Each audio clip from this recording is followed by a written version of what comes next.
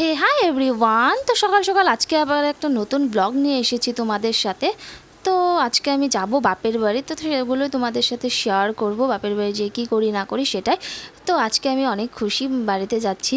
তো এখানে দেখো আমি বরের সাথে চললাম। তো ওয়েদারটা একদম মেঘলা করে রেখেছে, বৃষ্টি আসবে কি আসবে না জানি না। এখন ওয়েদার খুব খারাপ হচ্ছে, এর জন্য কিন্তু মানুষের শরীরও খারাপ হচ্ছে।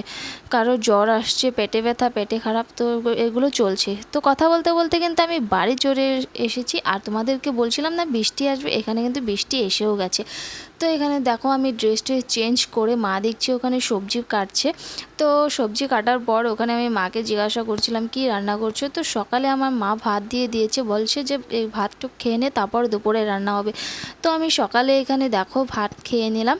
তো দুপুরের জন্য কি রান্না হবে সেগুলো এখন সব রেডি করা হবে। ভাত খাওয়ার পর দেখো এখানে কিন্তু মাটন চলে এসেছে। তো আজকে হবে মাটন আর ফ্রায়েড রাইস। তো সেগুলো রেডি করব। তো আমি এখানে মাংসটা ধুয়ে দিচ্ছি, তো মার একটু হেল্প হয়ে যাবে। তো এখানে দেখো আমি মাংসটা ধুয়ে নিয়েছি। মাংসটা পরিষ্কার করে ধুয়ে নেওয়ার পর বোনকে বললাম যে একটু আমাকে ভিডিও করে দে। তো ভিডিও করে দিয়েছে। তো এখানে দেখো আমি সব ভেজে নিয়েছি, ফ্রাইড রাইসের জন্য কি লাগবে না লাগবে। তো ভেজে নেওয়ার পর এখানে মাংসর জন্য আমি সব দিয়ে দিয়েছি। মাকে বললাম যে আমি মাংসটা রেঁধে নিই। তা আমি মাংসটা রান্না করেছি। তো এখানে মশলাটা আমি কিন্তু ভালো করে কষিয়ে নিচ্ছি, একদম তেল তেল ছেড়ে দিয়েছে। তারপর মাংসটাও দিয়ে দিয়েছি, মাংস দিয়ে ভালো করে আমি কষিয়ে নেব। কষানো টষানোর পর এখন কিন্তু আমার এডিট করতে গিয়ে কিন্তু জিভে জল এসে গেছে। তো যাই হোক এখানে দেখো মাংস কষানো হয়ে গেছে। তো এখানে একটু আমি বসেছিলাম ফ্যানের নিচে, প্রচণ্ড গরম লাগছিল। তারপরে দেখো এখানে আমি একটু বসে তারপরে আবার চলে যাব রান্নাঘরে, যে দেখব যে ওখানে মাংসটা কত দূর কি হলো। প্রায় কিন্তু কষানো একদম হয়ে গেছে।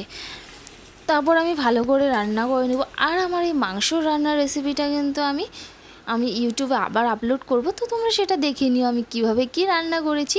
তো এখানে দেখো তেল একদম ছেড়ে দিয়েছে, লাল লাল হয়ে গেছে। আমার কিন্তু ঝোলের থেকে এরকম কষা কষা মাংস বেশি ভালো লাগে। তো তোমাদের কার কীরকম লাগে প্লিজ কমেন্টে জানিও। আর এখানে আমার মা কাপড় ধুচ্ছিলো, বৃষ্টি কিন্তু কমে গেছে। বললাম না এই বৃষ্টি এই রৌদ্র কোনো ঠিক ঠিকানা নেই। বৃষ্টি কমে যাওয়ার পর্যন্ত কিন্তু এখানে কাপড় ধুয়ে দেওয়া হয়েছিল। তো এখানে আমি স্নান করে একটু মুখে ফেস প্যাক লাগিয়েছিলাম। তো এখানে দেখো ফ্রাইড রাইস আর হচ্ছে মাংস। তো আজকের মতো ভিডিওটা